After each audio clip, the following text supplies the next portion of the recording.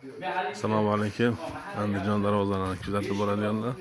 Xudo xolasa, navisimizni o'rnatib oldik. Orqa qo'shni taraf, xora taraf. Bu shaklda bo'ldi. Xudo xolasa, materiallari qalin, 2 qavatli metal konstruksiya bo'lgan. Rasxoddan qisilmagan. Xudo xolasa, tumbalari ham alohida qo'l mehnati 100%. Gipga, pipga qalanmagan. Ko'rib baho berasizlar.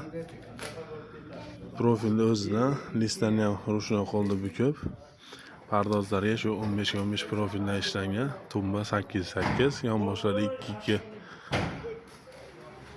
Hamma yo'g'i mana soylari ham bir alohida.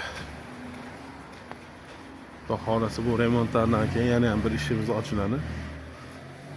Yonboshdan ko'rinish holati. Bu yog'i 5 metr. Bu yog'i 16 metr orqa tarafi. Nari tarafi ham 5 metr. Bu yoqqa bu tarafda ham 5 metr. Ustunlarimiz mana 5 ta tushgan, xudo xolasa. O'ta go'zal chiqdi.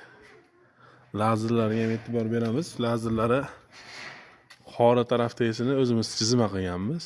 Bu taraf chizmalar chiqib bo'lgan. Qilinayotgan narsa keshagi. Lekin bu xoriga ishlanayotgan narsani o'zimiz zakazga chizdirganmiz. Ko'rib baho berasizlar mana akalar.